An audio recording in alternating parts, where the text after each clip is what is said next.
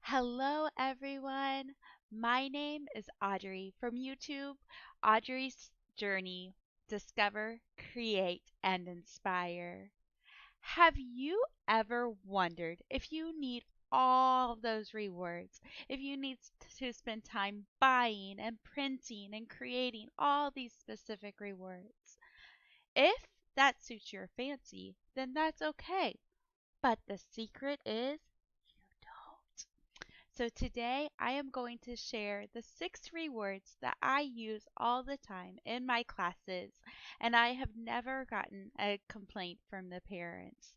So, with no further ado, let's jump in. Reward 1, they get a star and they get a star. So I will adjust this to meet the needs of my students. Some of my littles, I will just say the color name and they will repeat and we move on. On others, we make a sentence or they can show me something purple or whatever the star is, and we will count as we go. Some of my older kids, because they don't really care about the secondary rewards, they will choose the stars and just tell me what they want, and we go on. Now, reward number 2 is what's missing. I will take my magnetic animals and I've used my letters too.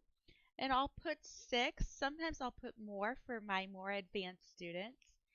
And when we introduce the reward, we'll talk about each one of these um, animals or whatever the objects are.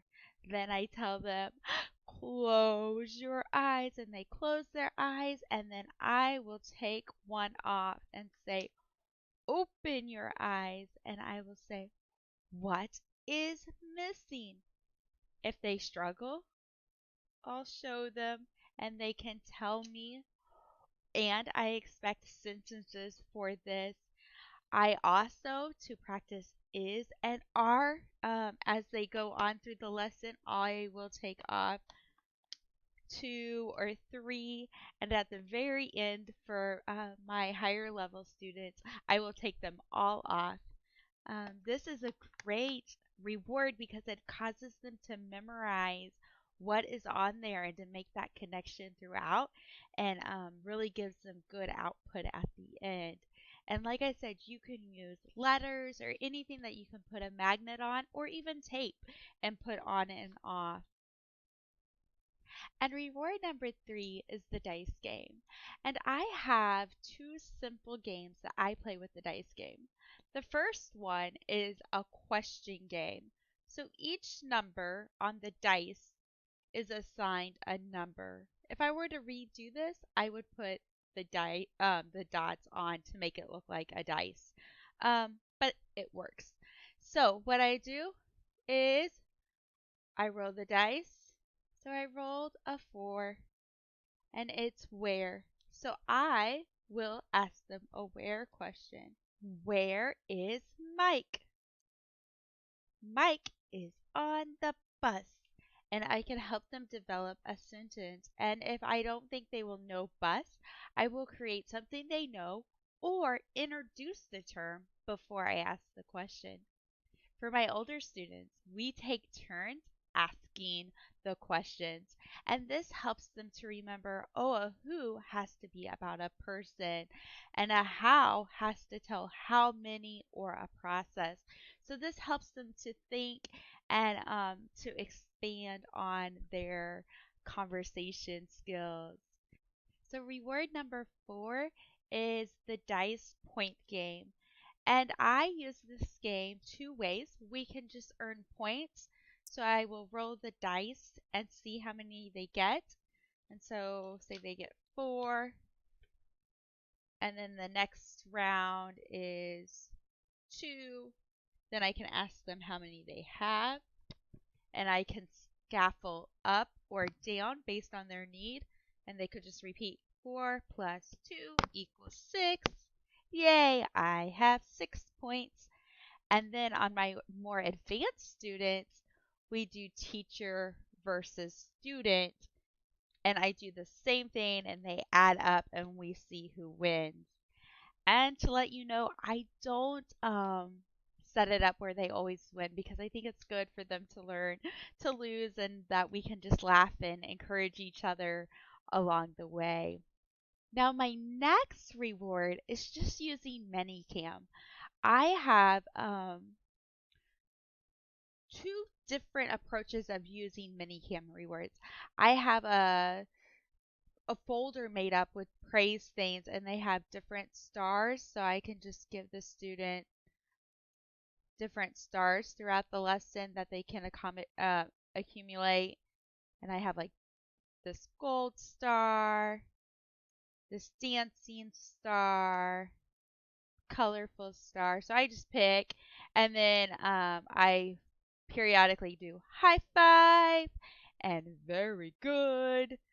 So those are all just kind of praise related stars. And then I also will ask them what they like. And another thing I do is ask my students what they like. For example, this morning my little sonny said, I like ice cream. So I told him, when you do a good job, you get an ice cream. And we'll eat the ice cream and then we can make it size appropriate and he can get different ice cream. I also have in my effects cupcakes. So the girls like cupcakes, and I give them different cupcakes throughout the lesson. I also have um, butterflies that I can do. And I have different butterflies, so I'll throw a butterfly up each time they do a good job. So I can give them a choice. Do you want butterflies or cupcakes? Do you want airplanes or dinosaurs?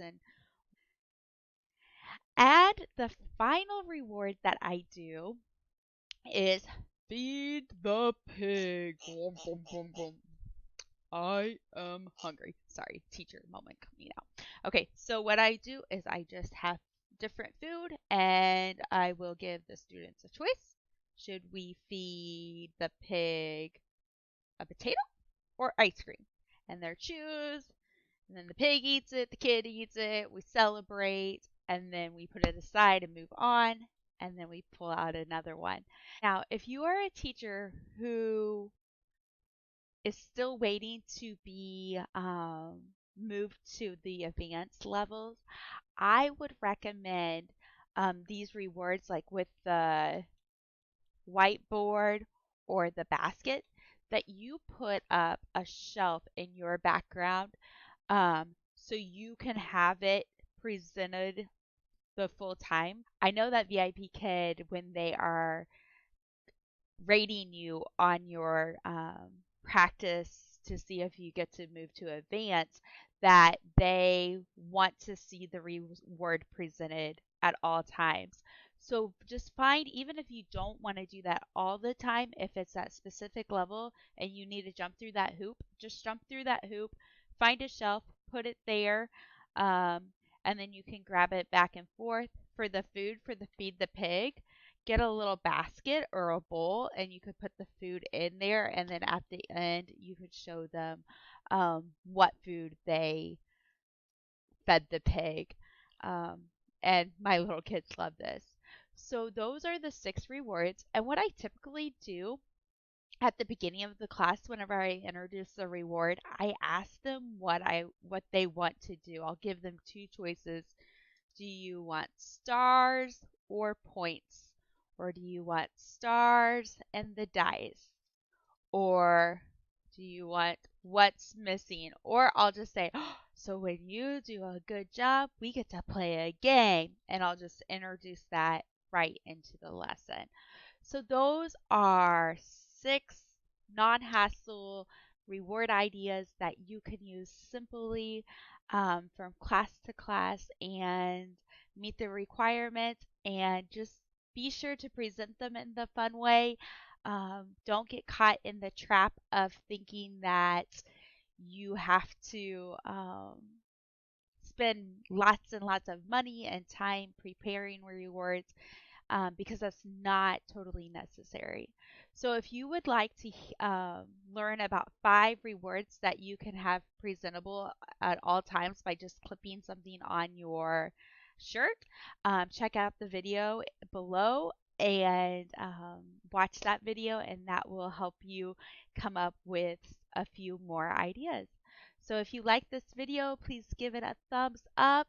Let me know in the comments, what is your favorite reward that you do in your classroom? And how many rewards do you have? Thanks for watching. Please subscribe to my channel and see you next time. Bye.